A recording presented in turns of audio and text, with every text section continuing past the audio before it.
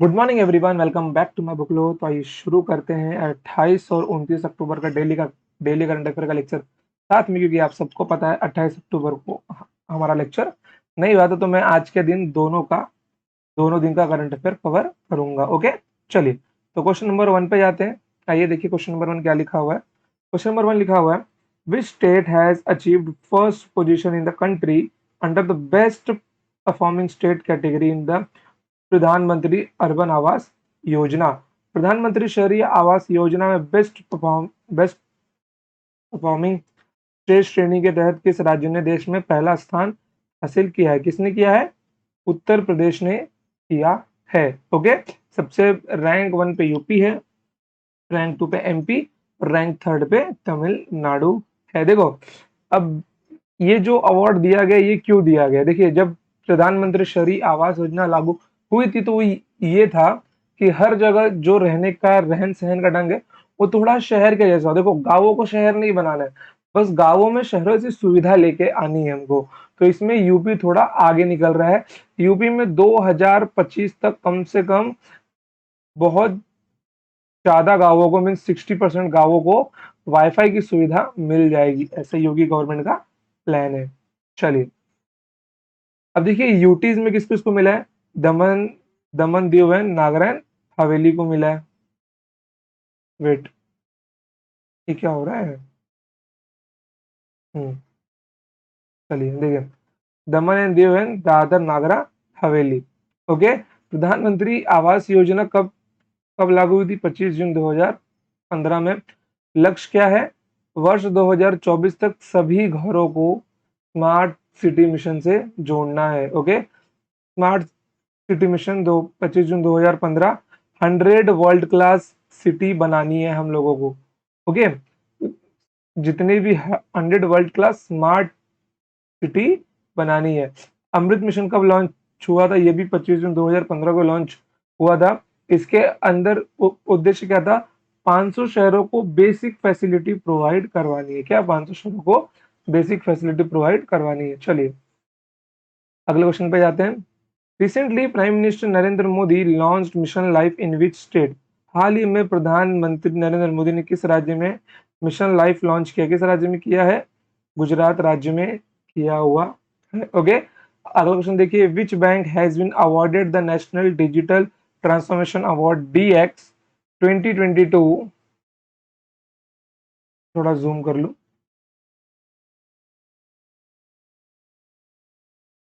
हम्म, हम्म, देखिए, DX 2022 award by the confederation of Indian industry, CII का full form देखो, confederation of Indian industry. भारतीय उद्योग परिसंघ भारतीय उद्योग परिसंघ CII द्वारा किस बैंक को राष्ट्रीय डिजिटल परिवर्तन पुरस्कार DX 2022 अवार्ड से सम्मानित किया गया? किसको किया गया है? कर्नाटका बैंक से किया गया है। ओके, चलिए, DX अवार्ड 2022 का अवार्ड किसको मिला है? कर्नाटका बैंक को मिला है। EU सखरोव सखरोव प्राइज 2022 किसको मिला है? यूक्रेन पीपल्स को मिला है। बुकर प्राइज 2022 किसको मिला है? शहनान जी को मिला है। SJFI मेडल 2022 को मिला है, प्रकाश जी को मिला है। बिहारी पुरस्कार 2022 किसको मिला है? माधव हड्डा को मिला है। किसको? माधव हड्डा। चलिए अगला क्वेश्चन देखिए, दिए जलाओ पटाखे नहीं campaign was launch by which state UT on the occasion of Diwali? Diwali के अवसर पर किस राज्य या केंद्र शासित प्रदेश द्वारा दिए जलाओ पटाखे नहीं अभियान शुरू किया गया था? किसके द्वारा किया गया था? दिल्ली द्वारा शुरू किया गया था, और दिल्ली में पटाखे फोड़ना बैन है। ओके, अगला क्वेश्चन देखिए, Kashi Tamil Sangamam. Okay, Sangam Sangamam will be organised which ministry? Kashi Tamil Sangamam, I think यहाँ पे ना समागम रहना चाहिए। ओके, समागम तब परफेक्ट बैठेगा। काशी तमिल समागम का आयोजन किस मंत्रालय द्वारा किया गया था?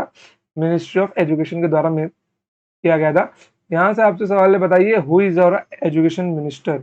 एजुकेशन मिनिस्टर हमारे कौन है, उसका आंसर दीजिए आप लोग कमेंट सेक्शन के अंदर। Which Indian institute of technology has won national intellectual property award for 2021-2022। किस भारतीय प्रौद्योगिकी संस्थान ने 21 और 22 के लिए नेशनल इंटेलेक्चुअल प्रॉपर्टी अवार्ड जीता है? किस इंस्टीट्यूट ने जीता है? आईआईटी मद्रास ने जीता है। चलिए, नेशनल इंटेलेक्चुअल प्रॉपर्टी अवार्ड 2021 और 2022 आईआईटी मद्रास को मिला है। फिलहाल पाकिस्तान अवार्ड बिल गेट्स को मिला है। सितारा पाकिस्तान अवार्ड डारिन सामी को मिला है। प्रिट्जगर प्राइज 2022 फ्रांसिस कैरे को मिला है। एबल प्राइज 2022 डेनिस पर्नेल को मिला है। और चमेली देवी अवार्ड आरिफा जौहरी को मिला है। चलिए, यहाँ पे एक बात किया जाए, अगर पाकिस्तान की बात उठी है तो आपको एक न्यूज बता दूं। रिसेंट में अभी पाकिस्तान को एफएटीएफ की ग्रे लिस्ट से बाहर निकाल दिया गया, क्योंकि ये पाकिस्तान के लिए बहुत अच्छी खबर है। ओके, क्योंकि पाकिस्तान, देखो, जब भी अगर किसी देश को कोई लोन लेना है तो एक संस्था होती है, मेरे को उसका नाम याद नहीं आ रहा है, वो संस्था पे अगर आप उस संस्था की वेबसाइट पे जाते हो तो आपको वो पॉइंट्स दिखाती है, और उनके पॉइंट्स के हिसाब से बताती है कि आपको किस देश को लोन देना चाहिए या फिर नहीं देना चाहिए। तो पाकिस्तान उसकी बहुत बुरी कैटेगरी में आता है कि अगर पाकिस्तान को लोन दिया तो वापस मिलने के आसार बिल्कुल भी नहीं है। उसी में वहां पर इनको एफएटीएफ की ग्रे लिस्ट से जब बाहर निकाल दिया गया है, तो ये आईएमएफ जैसे संस्थाओं से लोन मांग सकते हैं, वर्ल्ड बैंक से लोन मांग सकते हैं। समझ गए? इसके लिए ये एक रास्ता खुल गया है कि ये अभी किसी देश की मदद कर सकता है, लेकिन देश शायद से कोई कंट्री इनको लोन देगा, क्योंकि इनको लोन देना का मतलब है कि सीधे सीधे अपने पैसे को खाई में डालना है कि शायद हमको वापस न मिले। क्योंकि इतने सालों में, क्योंकि इंडिया और पाकिस्तान को आज़ाद हुए लगभग बराबर साल ही हुए हैं, लेकिन पाकिस्तान का जो इंफ्रास्ट्रक्चर है वो आज भी इतना अच्छा नहीं है, क्योंकि वहां की जितने भी पैसे हैं वो आप सबको पता है कि कहाँ पे खर्च किए जाते हैं। समझ गए? तो देखते हैं अब इसको एफएटीएफ की ग्रे लिस्ट से जब बाहर निकाला है तो इसका क्या असर देखने को मिलता है। और इसका एक अगर नेगेटिव इम्पैक्ट बोलूं तो शायद वो जो पैसे उसको लोन के तौर पर मिलेंगे वो उसको फिर से आतंकवाद में अगर खर्चा करता है तो इंडिया के लिए ये संकट की बात है। ओके, चलिए। World's dirtiest man Amou Haji died in which country at the age of 94। दुनिया के सबसे गंदे आदमी अमो हाजी का 94 साल की उम्र में किस देश में निधन हुआ? किस देश में हुआ? ईरान में हुआ। चलिए, which Indian Institute of Technology and NASA Jet Propulsion Laboratory researchers studied in the interaction between microbes in the International Space Station's ISS? किस भारतीय प्रौद्योगिकी संस्थान और नासा जेट प्रोपल्शन लेबोरेटरी के शोधकर्ताओं ने अंतरराष्ट्रीय अंतरिक्ष स्टेशन आईएसएस में रोगाणुओं के बीच परस्पर क्रिया का अध्ययन किया है? किसने किया है? आईआईटी मद्रास ने किया है। ओके, चलिए। और मेरा आपसे रिक्वेस्ट है कि आपको लग रहा होगा सर हमको ये क्वेश्चन समझ में नहीं आया, आप लोग माइक्रोब्स के बारे में गूगल पे पढ़िए। जब आपको माइक्रोब समझ जाएगा तो आपको अच्छे से ये क्वेश्चन समझ में आ जाएगा। ओके, थोड़ा माइक्रोब्स के बारे में गूगल कीजिए। मैंने जानबूझ के इसके बारे में नहीं बताया आपको ताकि आप लोग थोड़ा खुद से मेहनत करें। अगर आपको इसका आंसर फिर भी नहीं मिलता है कमेंट करो, मैं अगले टाइम इसको अच्छे से डिटेल में समझा दूंगा आपको। ओके, चलिए।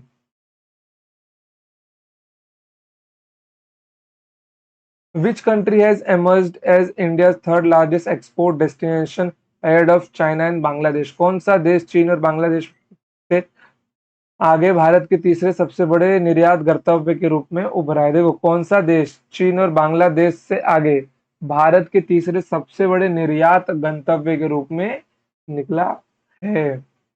ओके, बताओ कौन सा देश है वो, बताओ। वो है आपका ऑप्शन नंबर बी। ओके, कौन सा देश है वो आपका? नीदरलैंड। ओके, देखिए,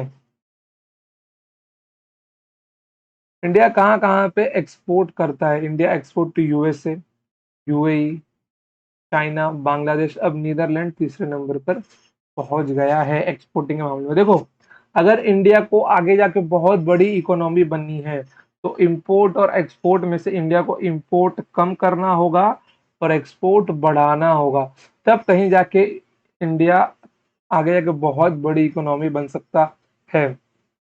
ओके, देखो यहाँ पे एक आपको मैं बात बताता हूँ जो समझनी चाहिए हर एक पीपल को जो भी इंडिया में रहता है। आज अमेरिका में 90% पॉपुलेशन कहाँ पे इन्वेस्ट करता है? शेयर मार्केट और स्टॉक मार्केट में। ओके, बट इंडिया का केवल 10% population he share market and stock market में इन्वेस्ट करता है। अब जो वहाँ का 90% पॉपुलेशन इन्वेस्ट करता है, मान लो अगर उसके देश की प्रगति हो रही है, देश की प्रगति कब होगी? जब वहाँ के कंपनीज की प्रगति होगी, एक्सपोर्ट बढ़ेगा उनका, जब वो लोग इकोनॉमिक लेवल पे ऊपर जाएंगे, जब वो लोग ऊपर जाएंगे तो वो लोग के देशवासी भी अपने आप ऊपर जाएंगे। समझ गए? इस इसलिए अगर चाहते हो कि देश के साथ में आपका भी विकास हो तो तो आप भी इन्वेस्ट करना शुरू करो। इन्वेस्ट करना एक स्किल है जिससे आपको एक एज के बाद में क्या क्या मिल जाती है? आपको एक एज के बाद में फाइनेंशियल फ्रीडम मिल जाती है। फाइनेंशियल फ्रीडम क्या? देखिए, मान लीजिए कि आपके अगर एक महीने का खर्चा, अगर आप जॉब पे जाते हो, मान लीजिए आपके एक महीने का खर्चा अभी 40,000 रुपए आता है। बच्चों के स्कूल की फीस, लोन, ईएमआई, घर का राशन, लाइट का बिल, पानी का बिल, गैस, फोन के रिचार्ज वगैरह, मेडिकल दवाई वगैरह सब लेके अगर 40,000, मान लो फिर 40 और 50 के बीच में आती है, तो फाइनेंशियल फ्रीडम उसको बोला जाता है कि एक टाइम के बाद में आपको इन पैसों को कमाने के लिए टेंशन न लेना पड़े, ये ऑटोमेटिक जनरेट हो। क्या हो? ये ऑटोमेटिक जनरेट हो। जब ये ऑटोमेटिक जनरेट होने लगेंगे तब आपको क्या लगेगा? Now I am financially free.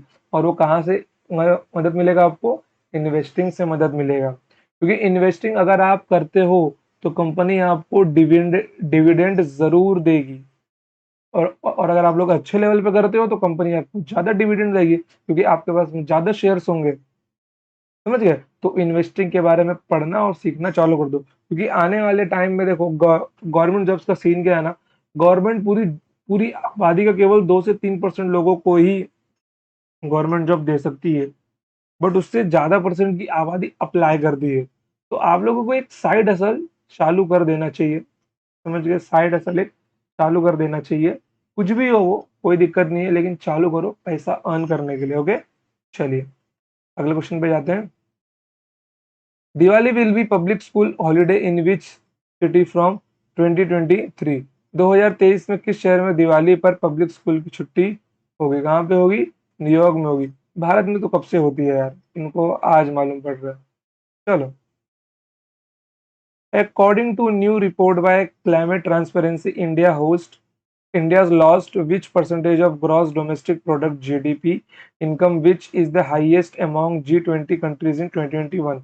Climate transparency की नई रिपोर्ट के अनुसार भारत ने सकल घरेलू उत्पाद (जीडीपी) में आय का कितना प्रतिशत नुकसान हुआ, जो 2021 में G20 देशों में सबसे अधिक है? कितना प्रतिशत नुकसान हुआ? 5.4% का नुकसान हुआ, और इसका मेन कारण है आपका कोविड। ओके, कोविड सबसे बड़ा नुकसान है ये।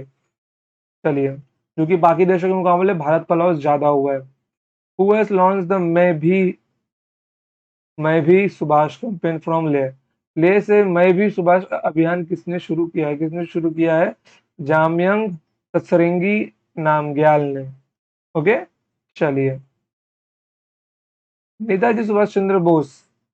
ओके, देखिए यहाँ पर 23 जनवरी को पराक्रम दिवस के रूप में मनाया जाता है।